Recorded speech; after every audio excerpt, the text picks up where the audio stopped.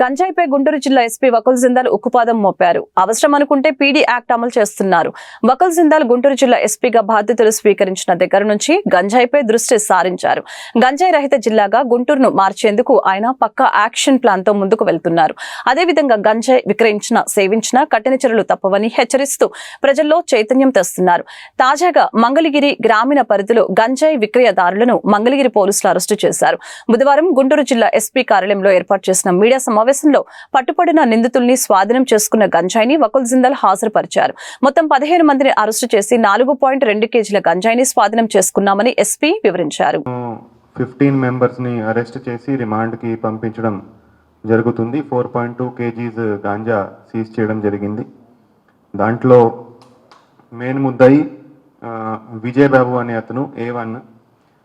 విజయబాబుతో పాటు ఇంకా 6 పెడ్లర్స్ని అరెస్ట్ చేయడం జరిగింది. మొత్తం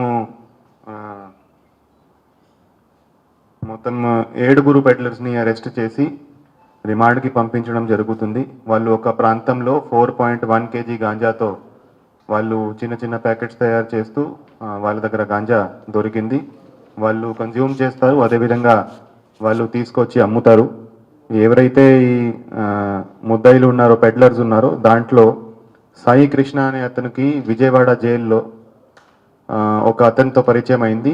అతను రాయగడలో గాంజా దొరికిందని అతనికి ఇన్ఫర్మేషన్ ఇచ్చాడు. ఆ ఇన్ఫర్మేషన్ బట్టి వీళ్ళు రాయగడ ఒడిశా నుంచి గాంజా తీసుకువస్తున్నారు. గాంజా తీసుకొచ్చి వాళ్ళు కన్జ్యూమ్ చేస్తారు. తర్వాత అమ్మేయడానికి కూడా వాళ్ళు యూజ్ చేస్తారు. సో అమ్మి దాని ద్వారా ఏదైతే డబ్బు వస్తుందో వాళ్ళు జల్సాలకి, వాళ్ళ బతికేదానికి ఉపయోగిస్తారు.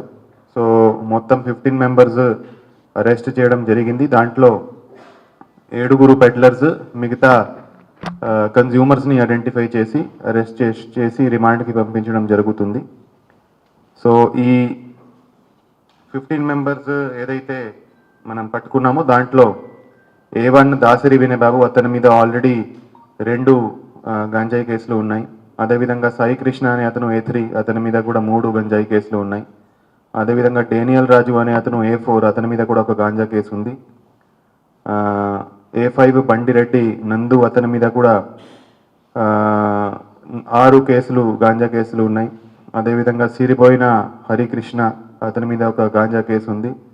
నల్లగోర్ల సాయి తేజ, అతని మీద ఒక గాంజా కేసు, ఒక అటెంప్ట్ మర్డర్ కేసు కూడా ఉంది. ఒక మైనర్ని కూడా అరెస్ట్ చేశాము. దాంట్లో కూడా అతనికి కూడా ఒక గాంజా కేసు ఇంతకు ముందు ఉంది. సో ఇదంతా గాంజా బ్యాచ్ని ఈరోజు అరెస్ట్ చేసి రిమాండ్కి పంపిస్తున్నాము.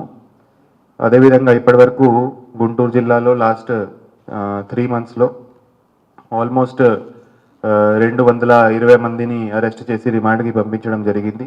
గాంజా ఎక్కడ దొరికినా